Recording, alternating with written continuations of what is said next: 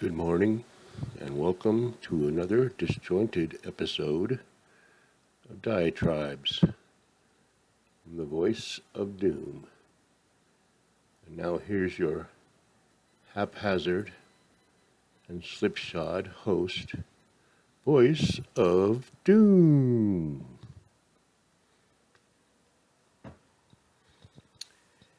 Thank you, Mr. Announcer. I hope we're not going back to the old days of when you were a little bit insubordinate, but I'll just let it go for now. It's going to be part 2 of the last episode because I didn't really know if the last one was very coherent, and I started up on subjects and didn't finish them, and I didn't expand or make much commentary on things and missed some things altogether. So I will continue so that everything can be one big neat package. So yesterday, so we're getting news that this general is doing his own thing with the Chinese military. And he's out of the chain of command. He's doing things that aren't part of the protocol because he wants to assure the Chinese people and the Chinese government that no matter what happens, Trump, if Trump decides to attack you, then I'll make sure that you are warned ahead of time. And whether or not that is true remains to not be seen, because if it is true, then no transcripts of anything will be found. And if it is found, then there will be a court injunction for a few years until everybody's forgotten about it because they're busy digging out of the rubble. But at any rate, even if he is a treasonous person, nothing's going to happen because we've seen that nothing happens anymore. And we've seen that accountability is a pipe dream. And I'm serious about pipes because there's no accountability. What are these people going to take accountability for? Crimes against humanity, which is what the, accountability would be for. It's like, yeah, I admit it. Yeah, I caused 1 million people to die, which they are going to. So this guy is saying that this Trump person is, if he loses the election, he's going to go crazy and he might pull something to create some incident where he has to stay in office.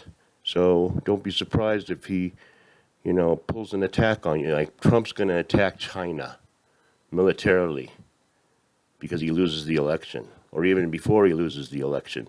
Just as a distraction, I'll attack China. So who's the crazy one?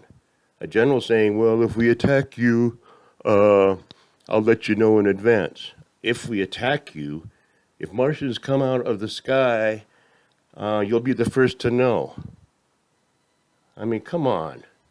And they're going to get away with it, and they are. He's a big, hulking, non-sentient being. I don't know where he came from with all his badges on his, massive frame, baggy eyes. And he was in trouble before this even happened. He shouldn't have been anywhere near any office in the Pentagon. He should have been banned from the Pentagon weeks ago. I mean, you can't come in here. Sorry, sir, but you're not allowed in. That's enough about that. Another thing happened yesterday that was a bit disconcerting. And we all know that certain tribes cheat, and they cheat with impunity. And it's common knowledge, even among themselves. But California is going to remain the way it is for now because people, as a majority, seem to think that things will be better if things stay the same, with thousands of homeless people crowding the beaches, thousands of homeless people in the cities, absolute anarchy in every major city. Absolute anarchy. Fires raging. They were, and then they will again. So they're happy with that, and I can see not changing horses in midstream. I mean, there will be an election in 14 months, and then if people want to change their mind in 14 months, then they will go for a different kind of candidate. They will go for a different Democrat who's much more moderate. And that will be a good time, except I just don't see any scenario where there will be an election in 14 months. Just not going to happen. And you'll look back and you'll realize I'm right. There's not going to be an election. And I'll explain that more in detail later. So, I wanted to comment on that. I've always been a fan of Larry. Always. He might not know it, but I might be one of his biggest, because I've been listening to him since around 92. When I first heard him on the radio, it was the first time I actually heard a so-called minority talking about things differently.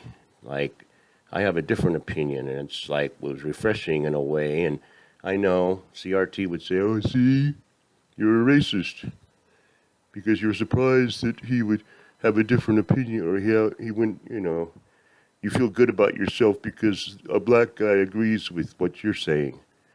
Oh, God. That's going to be the death of us all.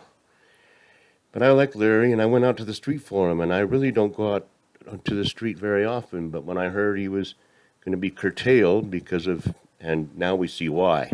They were starting way back then. Get rid of these conservative guys, especially a black guy who's conservative.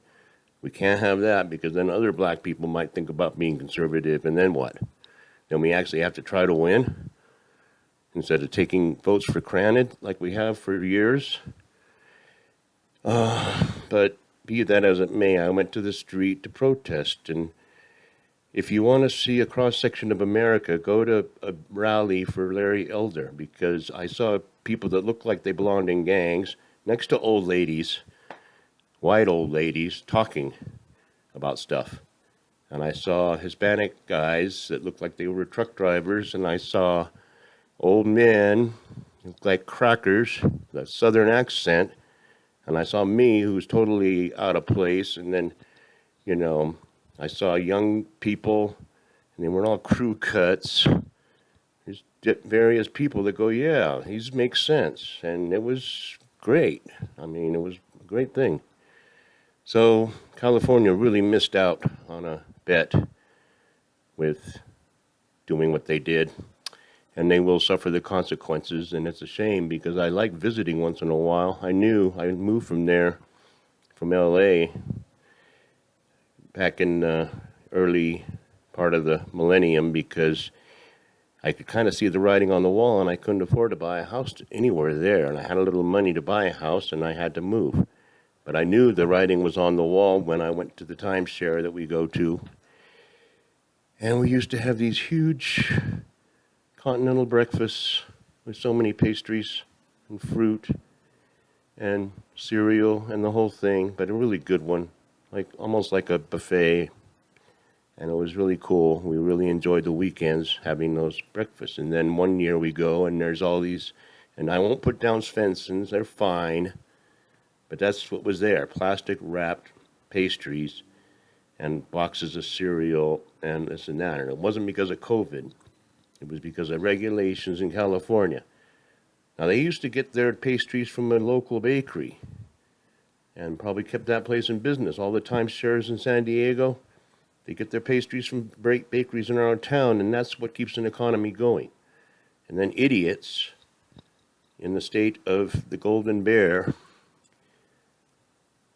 decide to make regulations for safety. Everything has to be wrapped if it's going to be served in public. It's got to be in plastic. Just getting ready for the clampdown. He's 20 years before then, but getting ready for the clampdown, laying the groundwork. And it's like, no, we had a nice one, and now it's everything's plastic wrapped. And then I knew I'm out. I'm going to get out of California. And there's the little things that a genius notices, not the big things. Now I want to finish up where I started on the state of global geopolitical BS. Because I started a thought, and I'm like, well, finish your thought, idiot, and I never did. Three tribes, and I already described the first one, totalitarian capitalists, who are very slowly putting a bottleneck and choking half of the world right now. You have a second tribe, which is religious purists who want to purify the world by getting rid of everybody that doesn't believe exactly what they believe, and they're in charge. And that's a global movement. That's not just a few people in Afghanistan. So that's the second tribe, and they're very powerful, thanks to Petri Dish and his cohorts and his traitors and his treacherous curs that hang around him. And the third tribe, well, I think you know what the third tribe is. It's the good guys. It's the guys that want to help. It's the freedom-loving free world, of which the leader of the free world is not free of his dementia. And it only gets worse every day. And it's going to get worse every day for him and everyone else. But that's the third tribe. Now, I told you about generational theory. There's patterns. Now, in World War II, in the 30s, there was three tribes. There was the totalitarian communists, there was the fascists, Nazis, and Italian fascists, and the Japanese imperialists, kind of in one camp. And then there was the good guys. And what happened is that there had to be two. You always had to have alliances between two of them to try to overcome the third. And at first, it was all the bad guys all together, allied against the good guys who weren't really knowing if they were going to be the good guys or what, because the war hadn't really started. And so you saw how World War II went. Stalin and Schicklgruber, decided to slowly start absorbing different territories and kind of look the other way, even though they didn't trust each other. And I don't want to go into too much. They knew what was going to happen. They both knew it. But in the meantime, gobble, gobble, gobble, gobble. And then when the war starts, then there's a different alliance because Schicklgruber makes a big mistake and attacks Russia. Big mistake.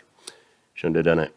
Now we'll come to today. I'm just talking about the alliances and how everything works out. Now, right now, the two bad guys, the two bad tribes are allying themselves, and if it's obvious.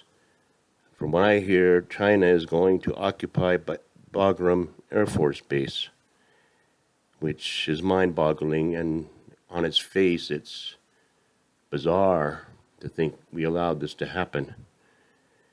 But there's an alliance. The Chinese are going to help Afghanistan as much as it serves their purpose to help them. And when I said, the Chinese might stop massacring, Uyghurs because they're in alliance, well, the Taliban don't want Uyghurs either. The Taliban hate all kinds of Islamic sects and would like to see them wiped out. So I was wrong. They will continue, and the Taliban will continue, and the bloodbath will continue. But if they're allied and the good guys are, to say defanged and declawed is putting it mildly.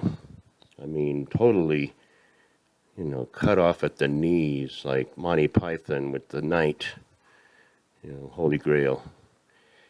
And I'm still rambling, but I think I got it all in. Three tribes. I talked about whatever that thing was in California. I talked about Larry Elder, great guy. And I talked about that pile of flesh with all those metals all over his massive frame. And nothing's going to happen. There will be no accountability, absolutely none. No one will admit to anything. And things will be put into court and shunted off for years before they finally reach a decision. Yeah, you should release the transcript. Well, everybody's dead now. What difference does it make? We don't need the transcript anymore. The transcript was destroyed in the last terrorist attack, so we don't have that now. I mean, I've made my point, and that's a two-part thing, and I think I did everything I wanted to do. So enjoy what's left of history. Bye.